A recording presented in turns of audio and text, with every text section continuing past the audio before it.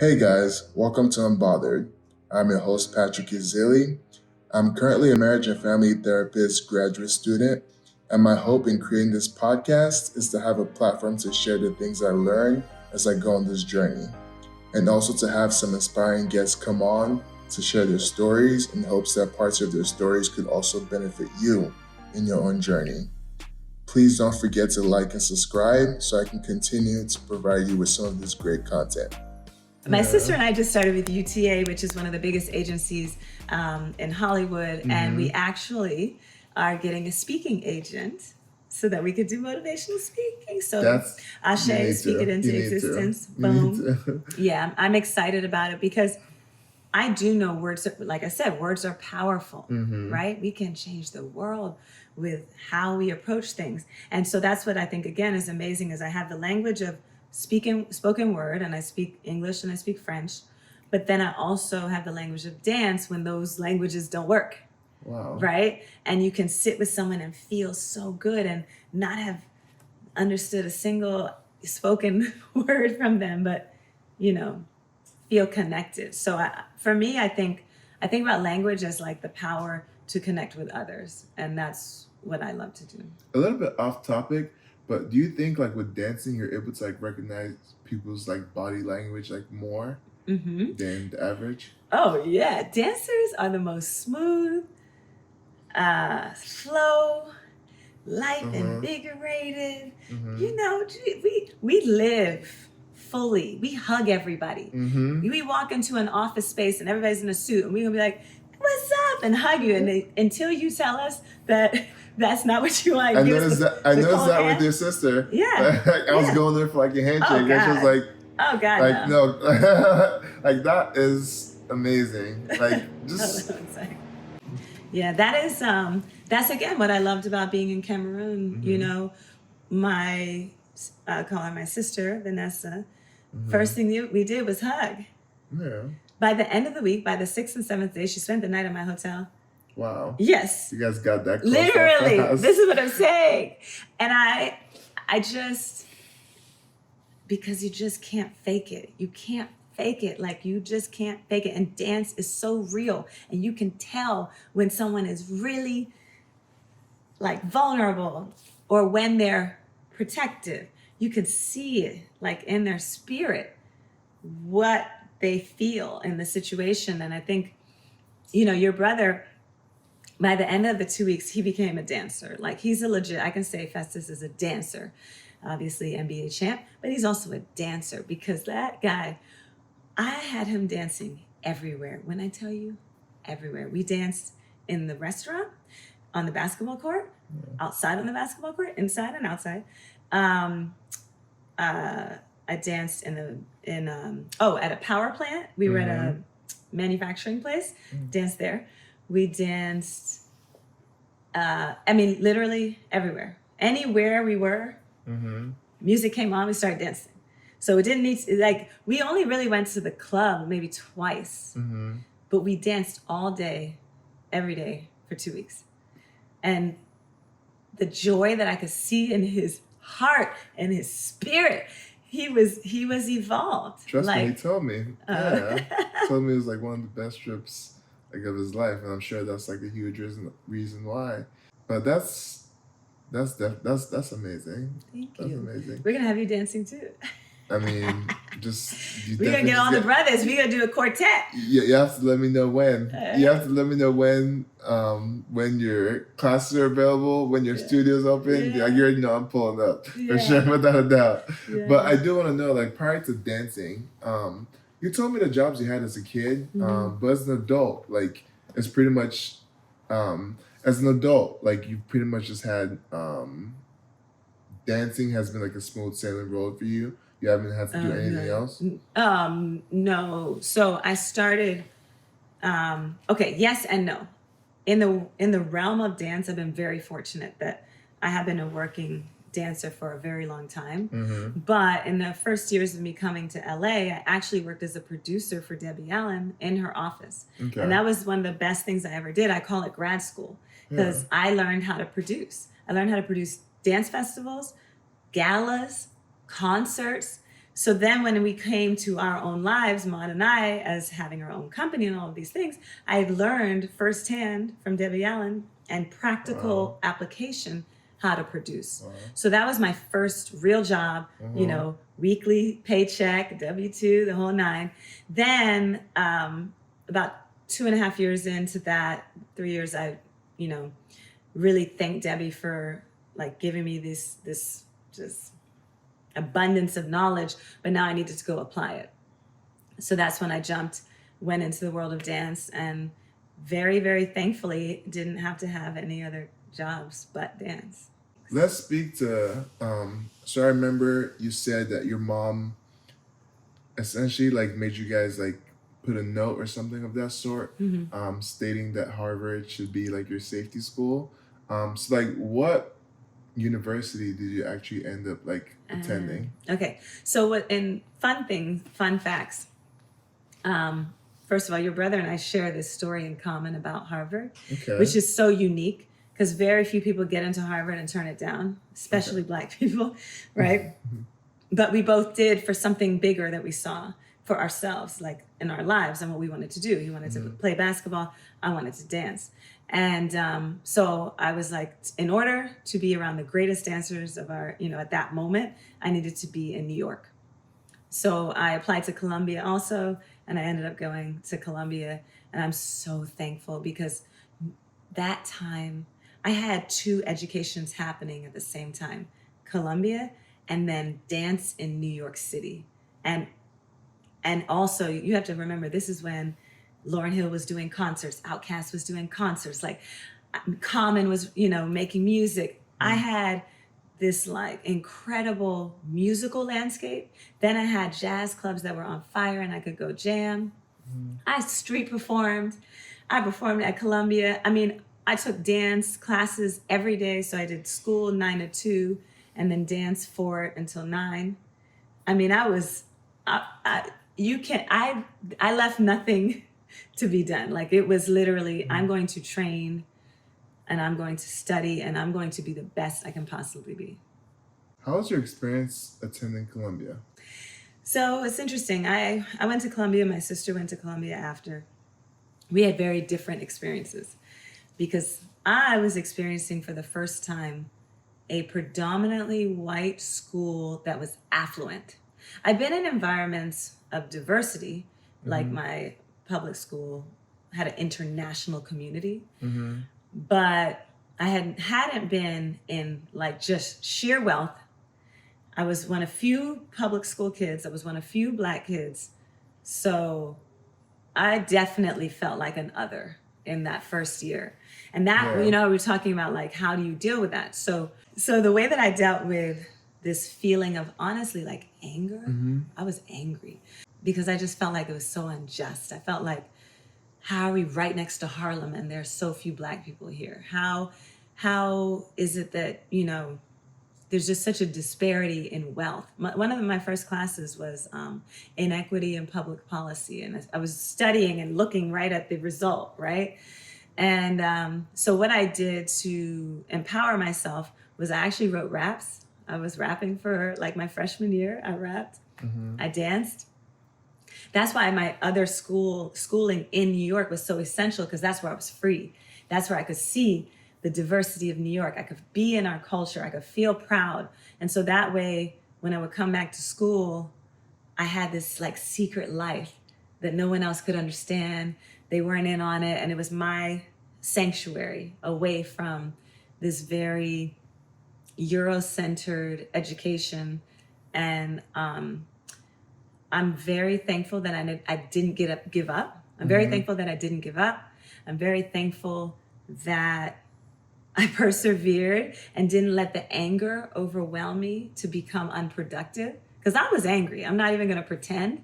I had that rage. My rhymes are like, you know, power to the people. Like, you know what I mean? I was protesting, freedom fighter. I was part of an activist group called Uhuru, which was Freedom Party. Like, I was writing letters to free political prisoners.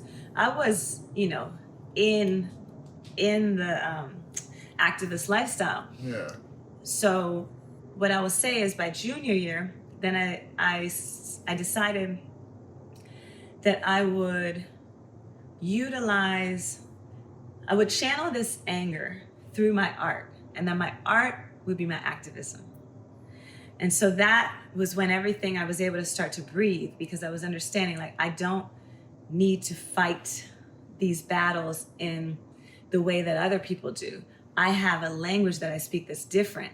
And that language one day will unlock these doors. One day will build the bridges.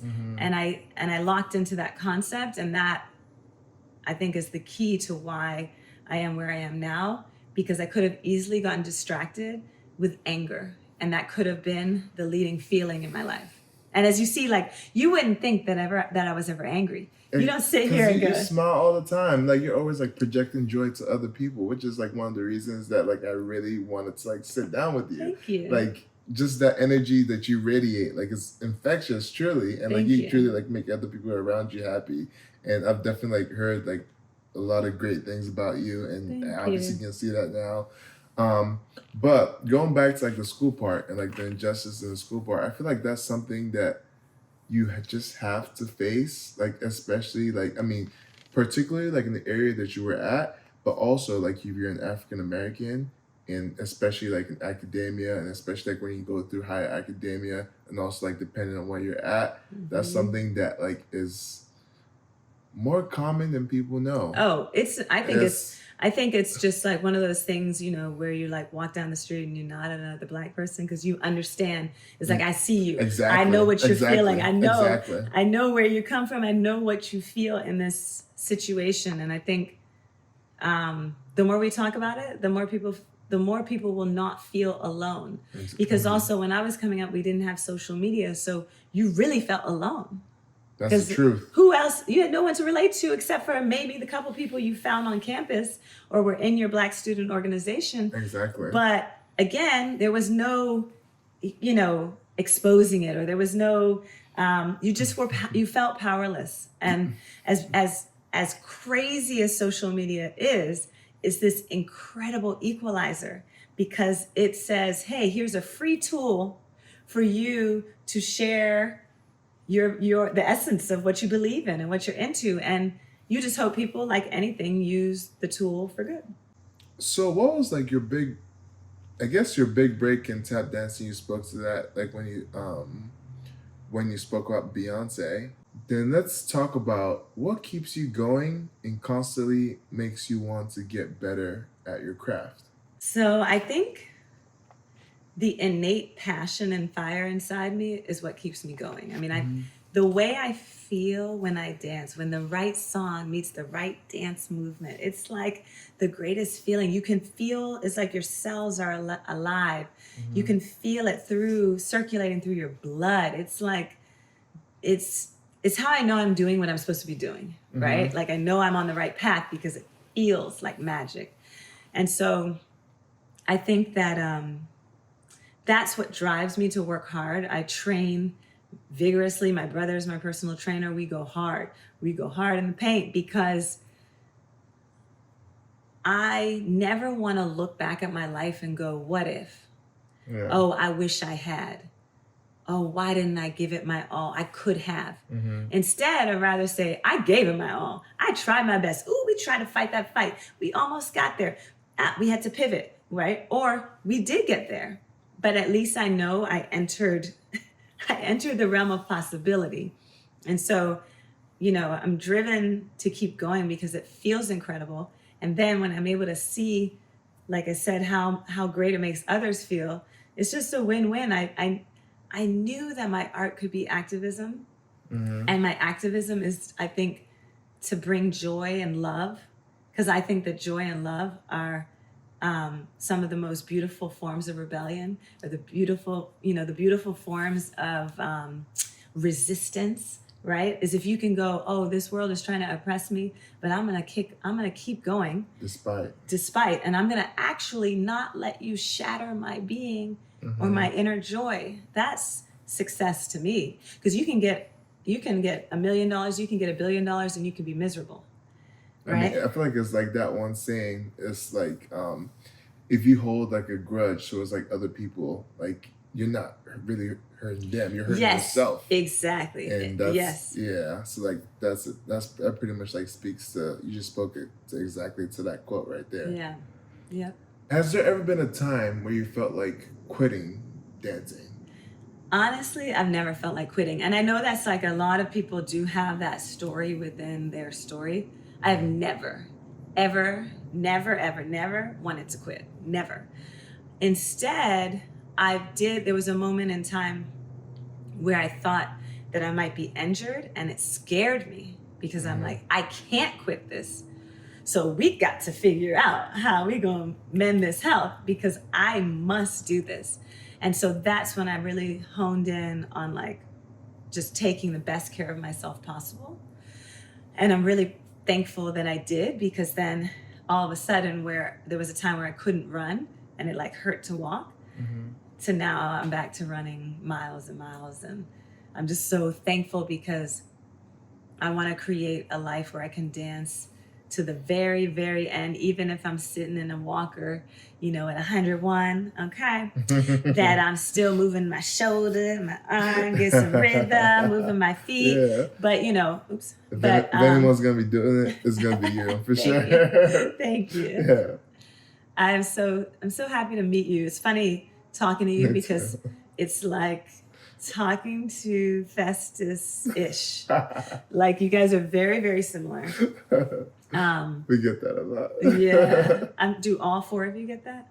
Or is it more so you two? More so us two. Yeah. But I mean, we're all very similar, honestly.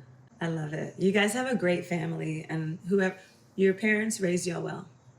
I mean, look who's talking. Like you, your sister, your mom, like your mom just the way she just the way she like raised you guys, like, is a testament to how great she is. Thank you. Let's talk about what's like the best advice you've ever received? Two things. Okay. All right. So advice. One of the beautiful things I learned from Debbie Allen: if it doesn't exist, create it. Two, I learned from Tupac: keep your head up, legs closed, eyes open. That was really vital. And back to rap, back to the impact of rap. That was when I was a teenager. And those words, I wrote them down, typed them up, and put it on my wall. Wow. Okay? Yeah. And it kept me focused and not distracted by all the things that can get women distracted. Three, quote of Beyonce: I dream it, I work hard, I grind until I own it. That sense that we gonna get it done, right? If it's in here, if you can imagine it, you can say it out loud, you can do it. So again, speaking to the importance of music, right? And then in general, just across, like along the way, we have like mantras in our family: faith over fear, kindness is timeless. Look at my bracelet. Stop it. Wow. Show that to the people. You can't. There we go. Right there. Oh my gosh. That's crazy. Divine. You can't even say. I mean, that's just teamwork awesome. Makes the dream work. Exactly. Yeah. So those are things that live in me, so that when, and I will say to myself, you can do it. You could do it, Chloe. Let's go. Like, I say that. And if I got to say it out loud, I'm saying it out loud. When I'm running up them sand hills, because I run up sand hills, and I'm like, come on, Chloe, you can do it. You can do anything, but I speak that. I speak light into myself. I do not speak negativity into myself. And I mean in my subconscious mind.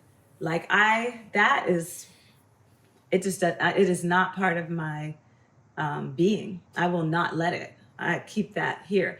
And so when I'm dreaming hope. I dreamt that I'm friends with Obama, Barack Obama, and Michelle Obama, and we were hanging out.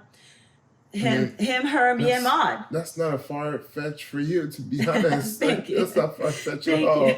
I dreamt that I was flying private in front of Oprah, and she was sitting behind me, and I accidentally put my seat back too far. This is so funny. Yeah. And that I turned around, I'm like, oh my God, I'm so sorry. I didn't realize we were on the same flight, which is Yeah. But I'm saying I imagine the greatness. Like I don't let, there's just so much self-deprecation in the world, and it's not helpful. And that's again why the messages we give matter. And that's why my sister and we have a guided journal.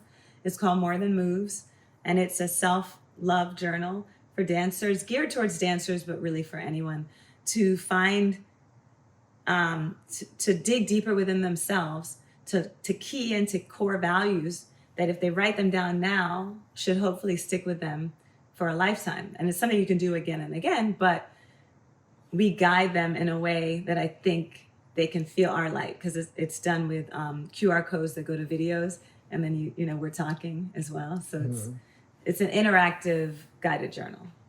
Okay, that's awesome. Thank This is I'm not sure if this is like a little bit counterproductive to this podcast, but I like to get the both sides of things always. So I also like want to know, what's the worst advice you've ever received? Somebody told me, Chloe, you can only be good at one thing. Stop trying to be a jack of all trades, master of none. That applies in very, very, very few nuanced situations, right? Yeah. But that's like saying LeBron James can only be A basketball player and great at that. Their whole platform is called More Than a. More than an athlete. Yeah. Hello?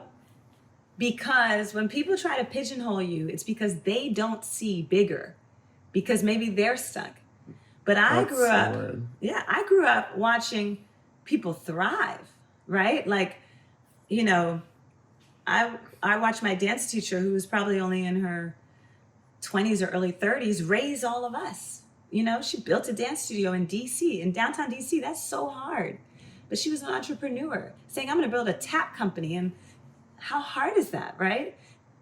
Before, again, internet and all of these things, for her to build that. I grew up seeing a Debbie Allen who has every slash hyphenate you could have as an artist and business person. So when that person sat across, and the person was pretty powerful. But I just looked and I said, watch me do it. I'm doing it. You are. And I'm not going to limit myself. And so what I think about when people say that, that's called putting you in a box. I believe in expansion, where your gifts literally are just going like this, because one thing, so I love to be on a stage performing. Oh, wait, I can do public speaking because I can be on a stage performing. Or, I'm going to nerd out and build this website for us, right? Because I can do that. But now I'm going to be able to teach someone else to do it. And I will pay them. If we're being honest. Like, from Thank what you. I've seen, Thank like you. in 2 seconds. Thank you. But I'm going to teach someone else how to do it and be able to pay them. So we're expanding the team. So I'm always thinking of, how are we expanding? And I'm never, ever thinking about, but you can just be this thing. Don't be surprised if by next year you get you might get a rap album from me. Don't play. I'm serious, because I'm not afraid to do what my spirit says to do. And I'm not letting anyone define me by age or by, whatever, any of the things that people discriminate on. I'm not interested in it. I don't care. You live by your rules. I live by my infinite possibility, right? Because rules they're limiting. Given your success, and just to kind of, I don't think you understand the influence you have and the influence that you're definitely going to have in the future. Just more of like the magnitude of it is definitely going to like increase. Thank And I'm sure like you know that without a doubt.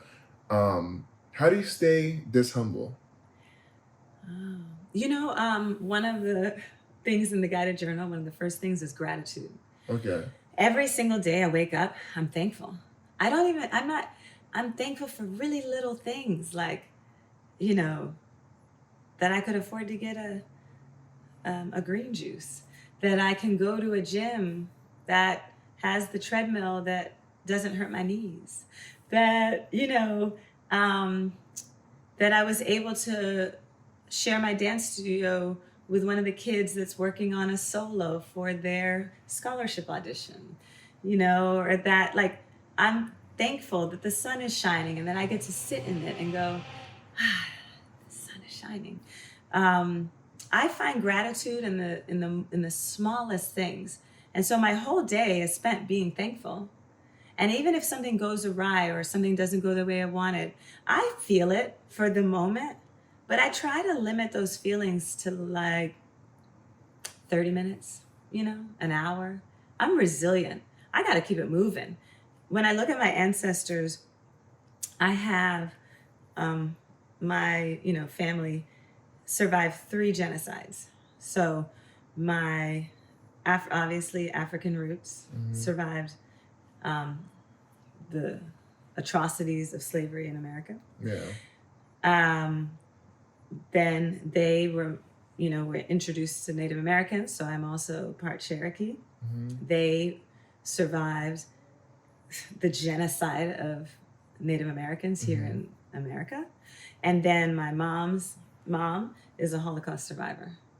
So when I think about my life, just to be alive, just to take a breath of air and like to breathe in, took all of these people surviving atrocities, persevering. And my grandma is 101 years old, still smiling, still laughing, still got jokes, gonna clown you if she needs to, but no, she's gonna tease you, but she's also gonna feed you, make you feel good, make you feel like whatever you dream is possible, right? And so I can't fathom walking through life with anything but gratitude or looking down on anyone.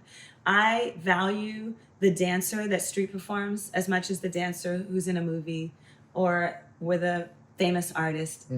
The value for me is just, it's human, right? It's so much more than, it's not quantifiable in money. It's like, you just feel full.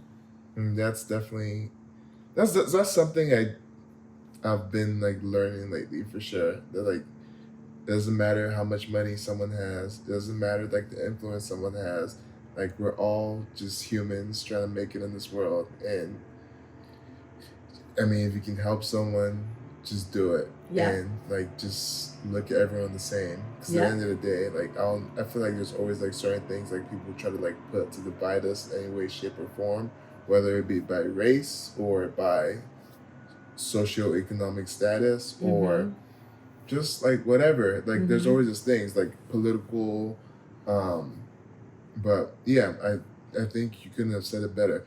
But given that like my podcast, given that like the title of my podcast is Unbothered, and like I said, the whole point of it is to highlight people's like setbacks and like what they've overcome to get to where they are now.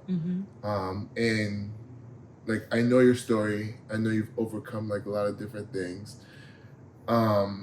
With that being said, what's a major setback in your life? It doesn't have to be dancing that you've had to overcome to be the Chloe Arnold that we all know today.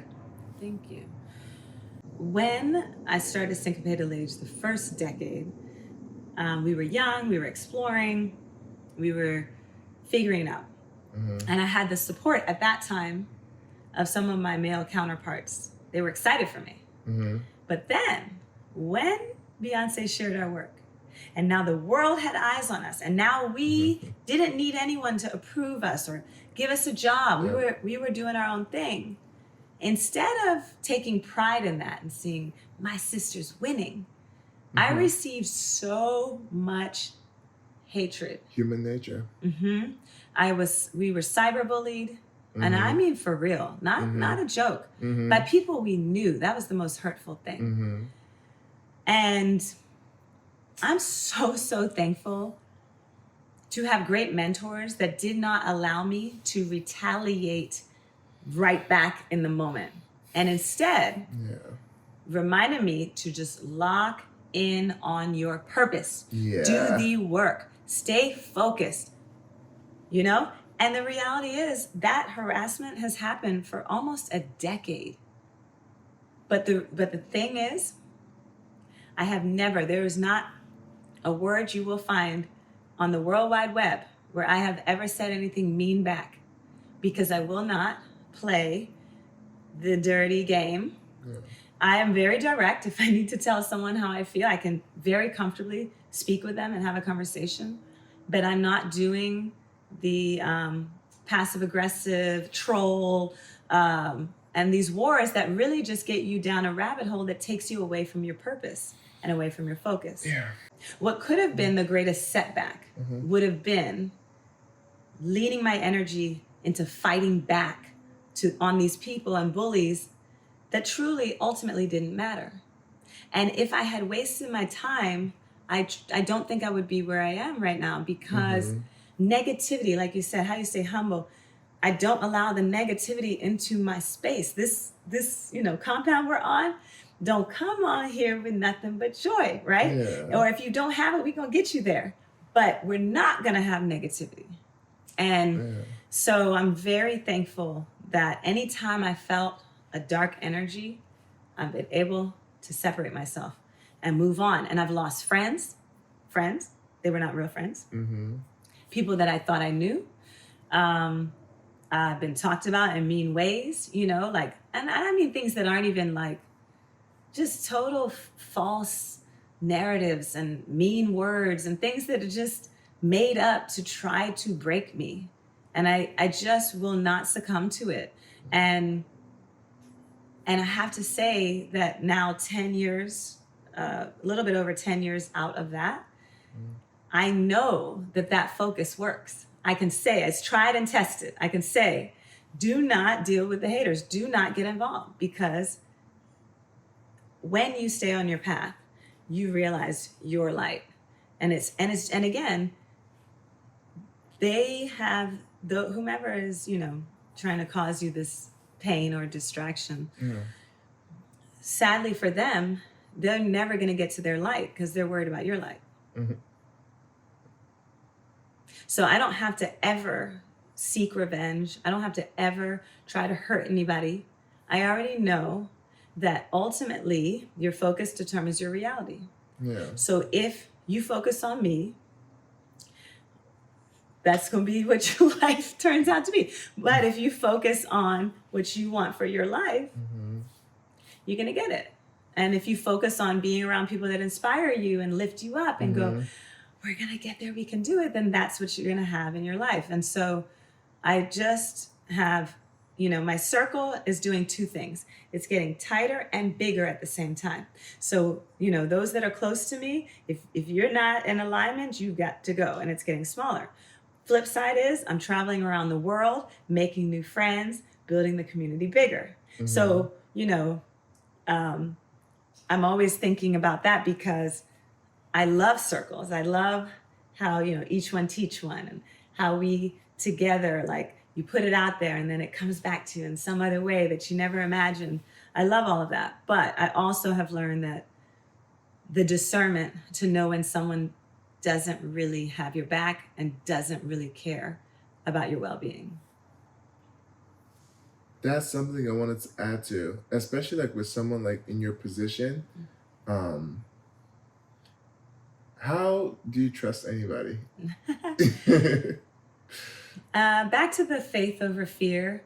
I feel like I've been burned by people, like that I gave, money, housing, career opportunities, love, support. And what I've learned is there's actually no logic to people burning you. There's no logic. Truly, 90% of the time, those people are just shooting themselves in the foot. 90% of the time. So it's their own inner challenges and demons that they're not addressing. That basically say, I'm going to burn this house down. I don't know how to get this house for myself, so I'm burning everybody's house down, right?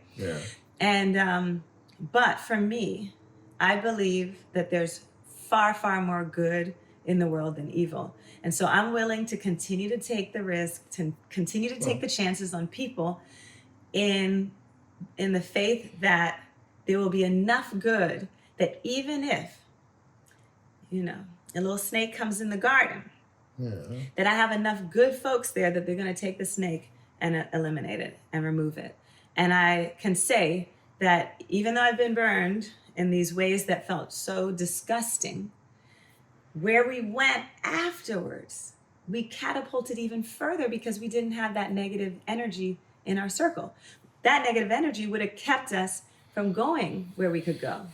So I always look at it as like, if I get betrayed or feel that nastiness, I look at it as like, wow, we're about to embark on something amazing.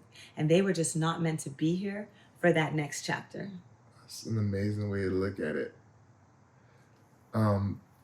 So like this is part of the reason why I think you're so special. I feel like a lot of people like in your position, like they tend to like stay by themselves and they have like their walls up. I mean, for obvious reasons, it's obviously very makes sense. It's very justifiable. But like with you, like it's almost it goes back to like the purpose thing. Like I mean, fulfilling like your purpose. I mean, kind of goes back to how you grew up. I mean, feeling like you need that you have to like, give back, believing that like there's more good than bad in the world, and like still continuing to give people that chance, even though you've been burnt so many different times.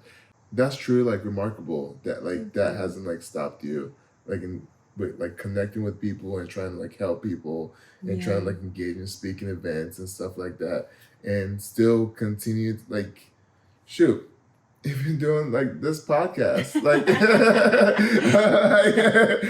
that's like truly like amazing. Like I mean, but at the same time, I mean, you did like mention like the risk. There is always a risk, truthfully, and like the more you do like give opportunities realistically, like eventually the numbers game is gonna catch up to you. Yes, and I think I just have total belief in like just infinite possibility, and I just truly believe that I'm destined for greatness, and that and that I am welcoming anyone else who wants to head to their light too, to come on and let's do it. And I'm excited to see other people win. And I'm so thankful when I get to sit in my wins and just feel like that, feel proud. And I'm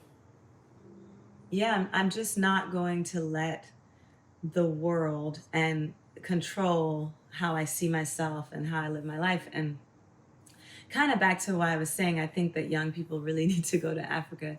Young Black Americans need to go to Africa ASAP. And again, when we say go to Africa, it's a massive continent. But there are the places that are still, rooted. And if you can go to these places and experience the things that will make you understand why you do things as a Black person in America. Why do we have cookouts and there's loud music playing and we're dancing and we're making up dances and we're feeling that, right? That same idea of, I see you and your family, y'all always been doing some party, like even your brother's wedding, everybody dancing at the party and like, you know what I'm saying? Like, and lots of food. Lots of good food too. That idea, you're not having a Black person's party without food. It's not happening. Yeah, that's unheard of. That's what brings people together. Hello, you gotta have food. But these are things, there are so many things that I would just look at and be like, wow, I get it.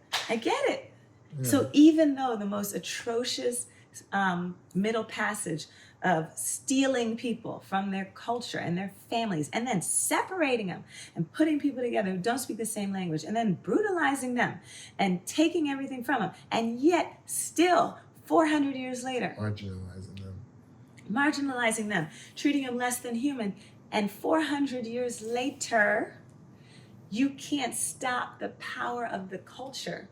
That is the power you feel when you go to Africa as a Black person from America, born and raised in America, because you're like, wow, what incredible strength, what incredible ancestry that it has prevailed prevailed over all these years and over all these miles. I mean, the music, the culture, the vibe, the flow, it's just unbelievable to me. And I will be reveling in this for a while. And my mission for me is I would like to go to Africa no less than twice a year. And when I go, I want to go to no less than 2 countries every time I go. Yeah. So I'm excited, and I've already met new friends from that one trip. I met friends that even live in Tanzania and live in Ghana. Nigeria, of course, and South Africa. And so I feel like, I got to get back to work so then I can get back to going, back to Africa. But I hope, Ma and I have a program. We have our foundation, the Chloe and Ma Foundation. Yeah. And we have a program called Tap Into Life. Okay. And I'm hoping that we can expand that program to Cameroon so that by the time we come back next year, there's already a squad ready to dance when I get there. So this trip inspired you, that you just went on, inspired you to do that? Yes. Wow. Yeah, so we have Tap Into Life, South Central LA, New York, Rio, and now I would like to have Cameroon. And ultimately, what the program is we empower the artists there to teach the young people there, but we pay them, and we pay them in a way that will help substantiate their lives for real.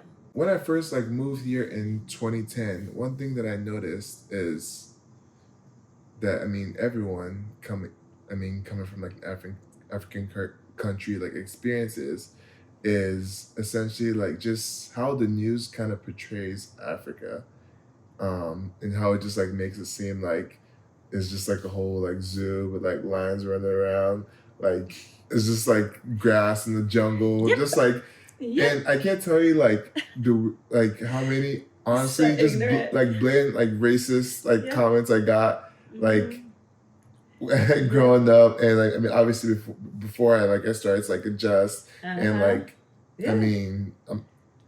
People are there's never been a greater propagandized fallacy than Africa to America. After this trip, I realized, I always knew that the propaganda was BS. Mm-hmm. But when I got there, I'm like, wow, wow. America has done a number educationally on wanting us to distance ourselves so heavily from our roots because it's so powerful. So, you got it. Yeah. When you go, you're like, stop it right now. I cannot believe these people will have us trying to believe X, Y, and Z. And in fact, it's this, and that's what I'm saying. I hope I got to find the right person who will put money behind, just going to the motherland. Because, Jewish people had a trip called the Birthright. Do you know about this? Tell me more. So there are foundations that will pay for your trip to Israel before the age of 26. It's called your birthright. And all you have to do is apply. Wow. And you can get a trip to Israel to know where you come from as a Jewish person. Oh, that's okay. Yeah. So why can't we do that with the continent? But I'm definitely happy that you didn't subscribe to the news essentially, what they're trying to perpetrate. Oh, they would. When I Googled Cameroon, the first thing that came up, very violent. Mm-hmm. I get there, I'm like, please, I've lived in New York City. I lived in DC. This doesn't feel very violent to me. This is amazing.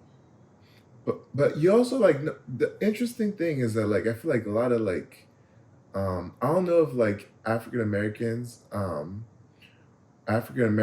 that that are here, I don't know if they realize how they make a lot of jokes about it, but I don't think they realize they're contributing to the whole agenda. No, of 100%. Taking them away from their roots. It might be just a joke, but it's really not a joke. No. Let me tell you something. When I was growing up, I've always had international friends because, like I said, DC, is the land of a lot of diplomats or government, or it's an international city. So you have Chocolate City, but then you have a lot of people coming from all around the world. So because you have all the embassies, etc. So my high school had 40 countries represented in the high school. Wow. My best friends growing up were Nigerian, Brazilian, Guyanese. I'm just remembering because I had a lot of best friends, as you can tell. I'm social. I like my friends. Yeah.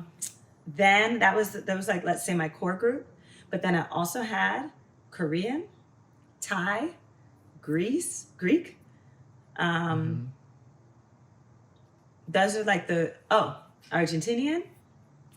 Because I played soccer, so had like a lot of Latin America, Ethiopian. Yep. So naturally, I always saw us as the same. I didn't realize, for me, it took getting older to realize like the difference between, they're Nigerian, she's Brazilian. To me, it was just like, at your house, we eat chin-chin. At your house, we eating like Chin-chin. plantains and rice, at your house, we eat fried rice. I didn't think of it as, I just thought like, we're Black, like we're the same. I didn't That's really, the truth. I did not have this polarization. I didn't even think of Guyanese as another place. I don't know. I was just like, you speak with an accent, like your parents speak with an accent. Yeah. I can't explain it because at that point I wasn't traveling anywhere. So we all live here together. This is just what like it is. And I'm very thankful for that outlook. So when I was around Black Americans making fun of Africans, because I've seen this firsthand, I always stood up. Because like I said, I've always been a little militant. And again, I've been well read from young. Yeah. And I had all the books on the wall. And my father was actually someone who was building bridges between Black Americans and Africans way back. He's older. So way back in the day, before he went to Vietnam, I want to say. So like he's been doing this for a minute. So I always just felt like we are one. Yeah. And so I would always like be like, fall back. And then I give like a historical, what you're doing is perpetuating systematic racism, Seriously. Like, so I think, again, we have to. Like, do you know where you're from? Yes. Yes. And again, when you go, part of what I think makes Black people in America proud to be from the ghetto is that the ghetto is where everyone is Black. So you feel good being from the ghetto because it means that you grew up with your people. So you had your culture, you had your strength, right? Yeah.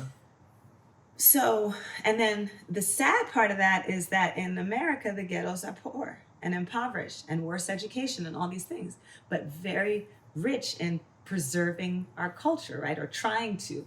But then in America, you have the intentional, like, separate you from where you came from. Let's separate you. Let's, divide. Yeah, divide. Let's make you feel less than. So you got these things working against each other. You've got like, it's literally ingrained in the system to make you know less so that you feel less than. And that's, again, why it's like if you go to Africa, you can be around all Black people and you can see them in every walk of life, right? You can see them as the president. Yeah. It's not, we got Barack Obama, we're like, we made it. And then you go to Africa, they're like, well, duh, our president's been Black this whole time, right?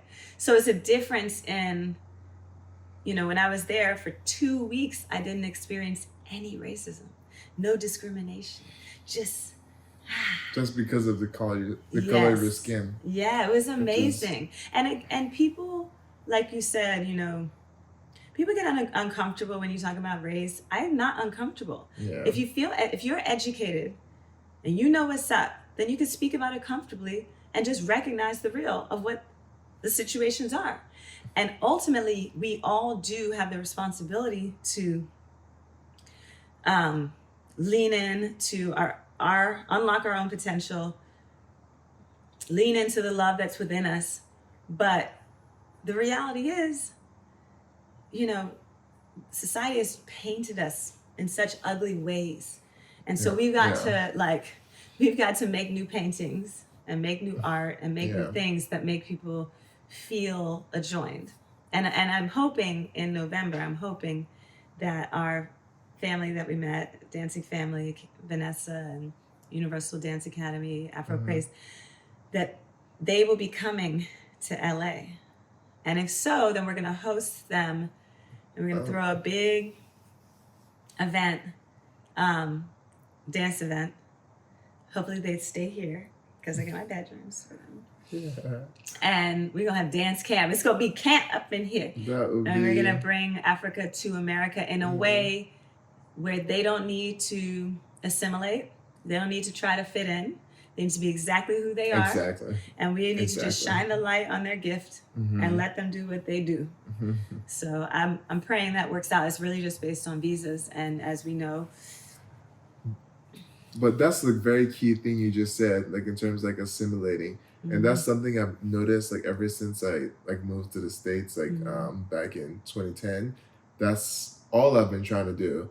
But like in like my 20s, I've been trying to do the opposite and get back to my culture. Good. So I'm trying to like, because I realize I do find strength in that, and it gives like, it reminds me of my identity, of who I am, of like my strength, and like just everything, like my parents, grandparents, like everyone that was around me growing up, like taught me. Yes. Like there's power in that. Like there's power in understanding where you come from. There's power in embracing where you come from. And despite like what other people, it's not about other people. Like no, no, it really isn't. And that's really what it boils down to. And as we look into the world, it's like, you can love yourself and love your culture and be proud, and that without an iota of hate for anyone else. That's actually how you create better societies, when you have that self-love and that self-pride, and you're able to go, oh my God, I'm so thankful, I'm proud of where I come from. And then when you feel that, it makes you comfortable asking someone else, well, where do you come from? And then when you can see their joy when they talk about where they come from, and then you're like, I get it. Even though we're from different places, I get your pride. I get, your how you feel about where you come from. And I think that's the number one thing that polarizes people, is they feel like, oh, if you say it loud, I'm Black and I'm proud, then, oh, you don't like white people, or you don't like your white side. No, it just means that you're proud of the culture that you live day to day as you walk through the world. And again, when you walk in your light, as they say, when you shine your light, you light the path for others coming. That's how I've been trying to like live my life lately. More so like that mindset, rather than just like thinking just me. But like what you just said, like speaks to the point of, we're talking about artists earlier, then we were talking about like D Smoke. Then then we we're just talking about how like just his effect, like in terms of like how strong like his lyrics are. And I mean, there's this song, it wasn't like that he featured on. It's called like We Are the Promise. And that song, like I listen to like everything, but like that song particularly I listen to all the time, because like it speaks like the power of like uniting and like embracing like everyone's unique culture and identity. Like but yeah, this is awesome. This is awesome. But I wanna talk about what you founded, your group in the Syncopated Ladies. So tell me a little bit about that, and like if someone wanted to, how can we like be a part of like what you have going on? How can we like attend your classes? How's that like available? Okay. How's that work? So Syncopated Ladies is currently on tour. Okay. So we are touring around the United States. So all you have to do is go to synkladies.com and you can come to a show. If you want to take a class, We actually have Sunday classes every Sunday, so you just would send us a message. And you can reach us at chloeandmaud.com. And if you we're not living in LA and wanted to do virtual, training and whatnot, you also would just go to chloeandmaud.com and write us an email. Okay. And sounds good. So on a different note, when can I come to a class? So I'm just back in town. Literally, I just landed a couple hours ago. I do appreciate you for doing this despite that. So much. I just need to. So tomorrow we have class, but that's class for the kids. So, okay. Yeah. But I think that after the 17th, we'll be having class again, and I'll let you know, because the classes the class you would come to would be like a session. It'd be just something I set up. Okay. Because I'm in a work train flow, so I would just invite you to something that makes sense for you. That would be awesome. Yes. Yeah. You can see what your brother's been up to. We can see who's the better dancer. That's definitely me. Like dancing, like that used to be like my passion. I love it. Like growing up, like break dancing to be specific. I love it. Okay. Okay. But yeah, like I definitely like used. So that would be dope to like tap into that, and I feel like that would like tap into like so many things like mentally as well. Just like tapping into like what I truly like love, like, and just kind of like forgot about and like lost, and I'll like tap into like so many different memories, core memories. I feel like yeah, you're gonna feel euphoric. Trust me. It's just and yeah, for sure. But I want to end on this note. I guess I want to end on this question, which I like to ask all my guests that come on the show. What advice would you give to young Chloe Arnold if you could go back in time? I would say, young Chloe, don't be afraid. Know that you can achieve anything you imagine. Believe it with every morsel of your being. Pour your heart into whatever it is that you imagine with infinite possibility. Share anything that you have, anything, with those around you. Stay unified with your family. Work as a team. And never, ever, ever give up. That's the best note to end this podcast on. Thank you. I appreciate you so much, Chloe, for coming on. This is amazing. As expected. Like, definitely can't expect anything less from you. So thank you so much for making this happen. I appreciate it. I'm going to come into your camera for a minute. What's up, y'all? We did it. So the third episode of Unbothered is a wrap. Thank you so much. Thank you.